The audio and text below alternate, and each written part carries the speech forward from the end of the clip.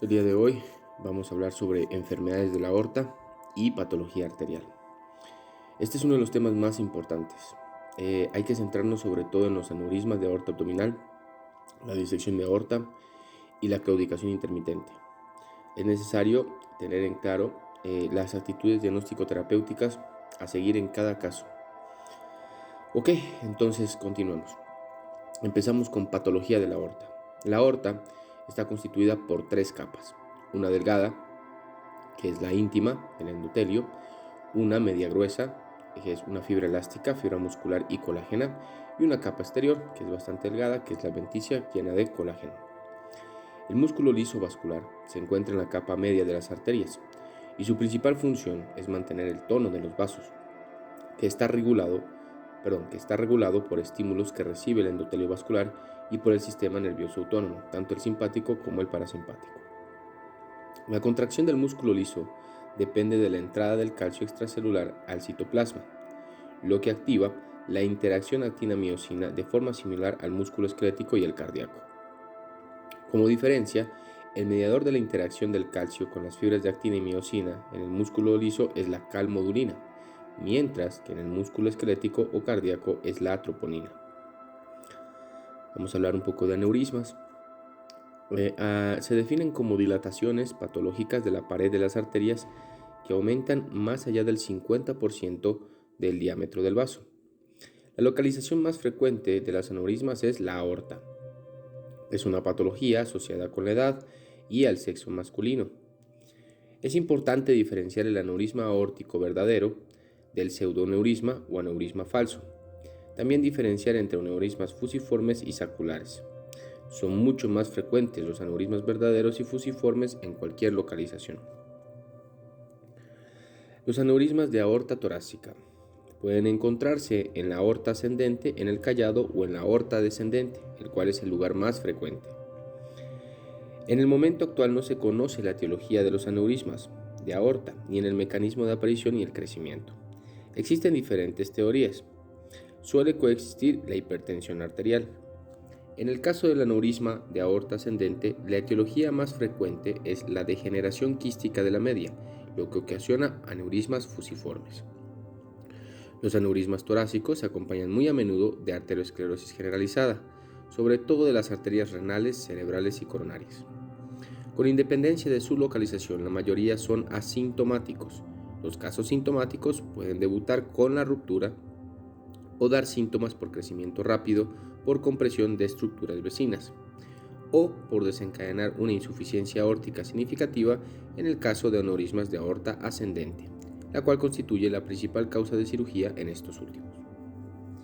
El diagnóstico es similar al de los aneurismas de aorta abdominal, con la salvedad de que puedan provocar síntomas por compresión en un porcentaje mayor que los abdominales.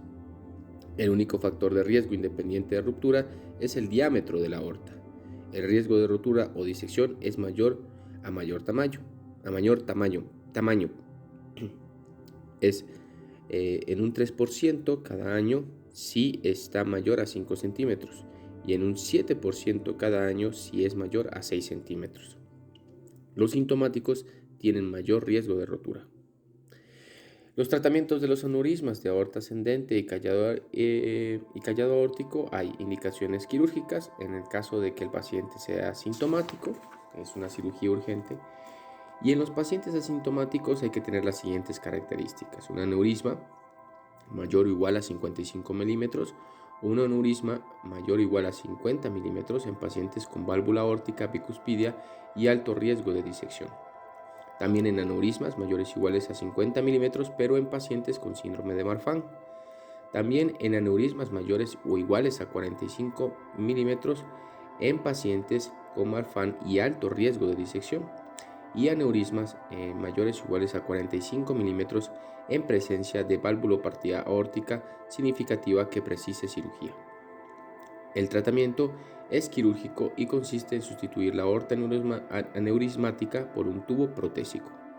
Si el aneurisma solo afecta la aorta ascendente tubular, el tratamiento consiste en resecar la aorta dilatada e interponer un tubo de Dacron en su lugar. Si el aneurisma afecta la raíz aórtica, podemos optar por dos técnicas. 1. cambiar en bloque la raíz, sustituirla por un tubo que lleva integrada una prótesis valvular y reimplantar las arterias coronarias, conocida como cirugía de ventral bono modificada. O 2. Si los velos de la válvula son normales, aunque el paciente tenga insuficiencia aórtica, podemos reimplantar la válvula dentro de un tubo, conocida como la técnica de David, o remodelar la raíz aórtica con el tubo, conocida como la técnica de Yakuf. Los aneurismas que afectan el arco aórtico requieren de cirugías complejas, en la que además de sustituir el arco por un tubo, es necesario reimplantar los troncos supraaórticos. Ocasionalmente, si el aneurisma se extiende hacia la aorta descendente, se puede tratar toda la patología en un solo tiempo mediante la técnica de trompa del elefante congelada, en que se emplea una prótesis híbrida, en la cual la parte distal es una endoprótesis que queda abocada dentro de la luz del aneurisma de la aorta descendente, y la proximal es un tubo protésico que se emplea para sustituir el arco aórtico y reimplantar los troncos supraaórticos. Las complicaciones más importantes de la cirugía son la hemorragia y el ictus por hipoperfusión o embolización. La paraplegia es una complicación muy infrecuente en las operaciones de la aorta ascendente y el callado. El tratamiento de los aneurismas limitados a la aorta descendente es el implante percutáneo de una prótesis endovascular tipo stent, que se realiza con aneurismas sintomáticos o asintomáticos de un calibre mayor o igual de 55 milímetros. Si el implante de una prótesis endovascular no es posible, se debe recurrir a la cirugía abierta, que se indica con aneurismas mayores o iguales a 60 milímetros. En los pacientes con Marfan u otras colagenopatías no se realiza el implante de prótesis endovasculares, sino que se realiza cirugía abierta.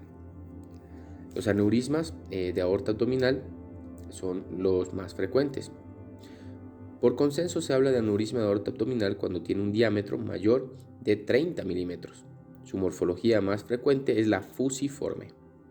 En general, la localización más frecuente de los aneurismas es la abdominal infrarrenal, seguida en frecuencia de torácica descendente, poplitea, aorta ascendente y callado.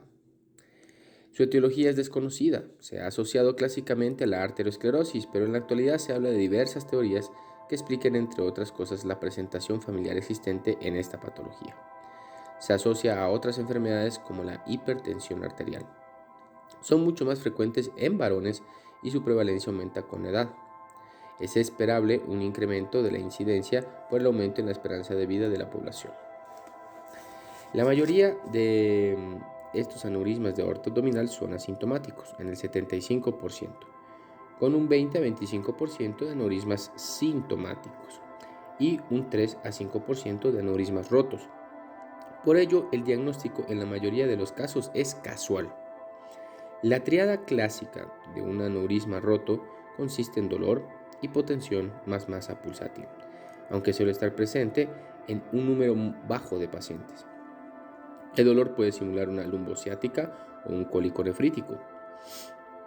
Es muy importante en estos casos el diagnóstico de sospecha, haciendo hincapié en la exploración de una masa pulsátil en pacientes varones mayores de 65 años que acudan a urgencias con dolor abdominal y o lumbar de inicio brusco. El único factor de riesgo independiente de rotura es el diámetro de la aorta, existiendo una relación exponencial entre diámetro y rotura, siendo este la complicación más frecuente de los aneurismas de aorta abdominal mayores de 6 centímetros de diámetro. Otros factores de riesgo asociados a la rotura son el crecimiento mayor de 1 centímetro en un año, la EPOC y la hipertensión arterial. El diagnóstico: casi 3/4 partes de los aneurismas de aorta abdominal son asintomáticos en el momento del diagnóstico. Generalmente son hallazgos casuales durante la exploración física rutinaria de un paciente, como una masa pulsátil periumbilical, y más frecuentemente como consecuencia del empleo de técnicas diagnósticas con motivo de buscar otra patología. La técnica de imagen más empleada son las siguientes. Hay ecografía abdominal, tomografía, resonancia magnética e inclusive aortografía. La ecografía abdominal es el método de elección para el screening diagnóstico inicial y para el seguimiento de los aneurismas de aorta de pequeño tamaño. Como ventajas, es una prueba barata, disponible y carente de complicaciones. Como principal desventaja, es observador dependiente y no aporta una información precisa sobre la anatomía del sector aorto-ilíaco. Es de escasa utilidad en el caso de un aneurisma roto.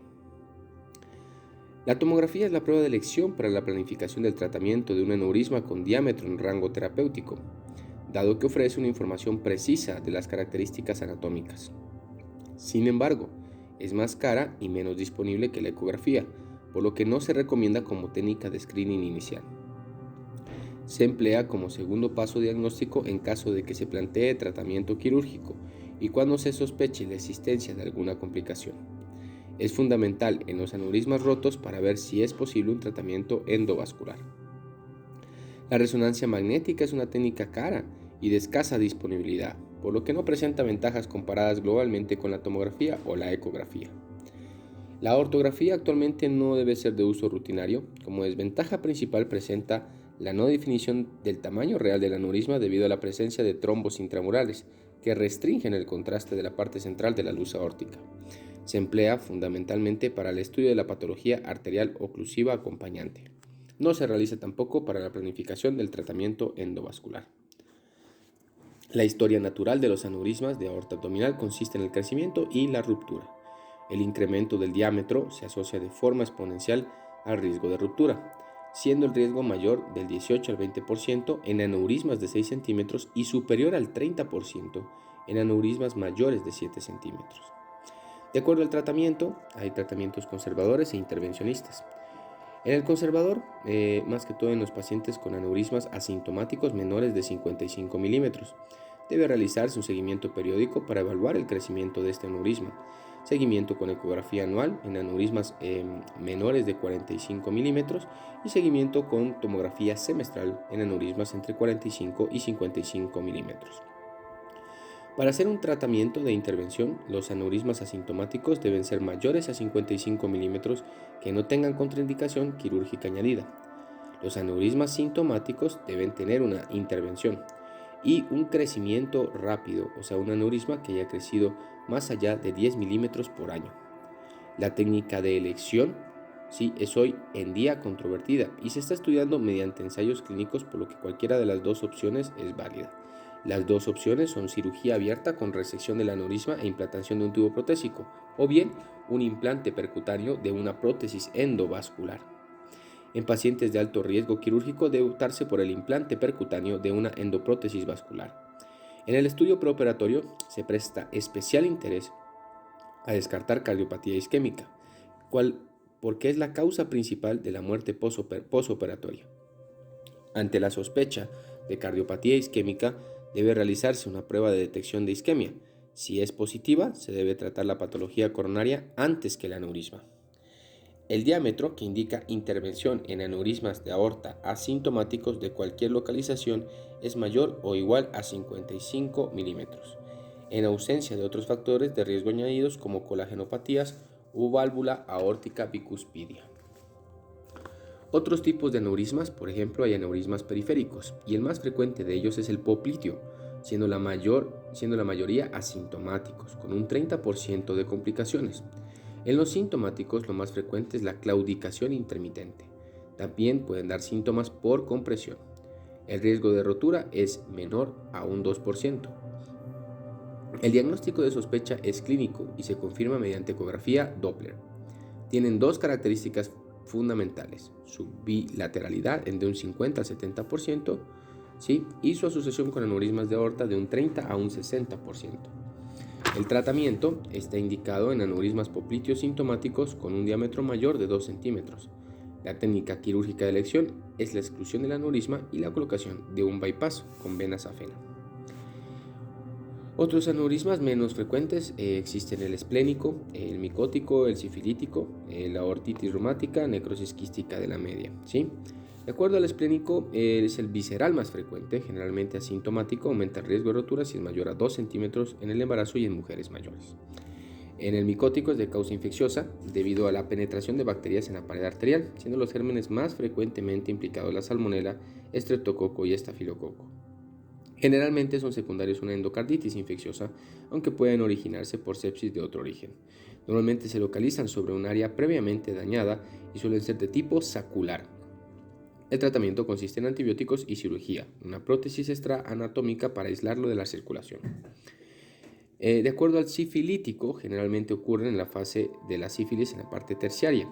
Sus manifestaciones clínicas son importantes a nivel cardiovascular, como insuficiencia aórtica, estenosis de coronarias y aneurisma en la aorta torácica ascendente. El tratamiento consiste en penicilina y cirugía en función del tamaño y clínica acompañante. En el aneurisma de aortitis reumática se da por múltiples enfermedades reumáticas que pueden afectar el aparato cardiovascular, especialmente en la aorta ascendente. Y por último, el de necrosis quística de la media se debe a la degeneración de la capa media tanto de las fibras colágenas como de las elásticas. Suelen ser fusiformes y generalmente afectan a la aorta ascendente y al seno de Valsalva, pudiendo producir insuficiencia aórtica. La etiología es desconocida, relacionándose con el síndrome de Marfan, hipertensión arterial o embarazo. Debido al alto riesgo de rotura y disección, su tratamiento es similar a los aneurismas abdominales, procediéndose a la reparación quirúrgica si presenta síntomas a un diámetro mayor a 5 centímetros. Recuerda que en un paciente con un aneurisma popliteo siempre debe descartarse la coexistencia de otros aneurismas en la poplitea contralateral y en la aorta abdominal. Bueno, eso era la exposición sobre aneurismas.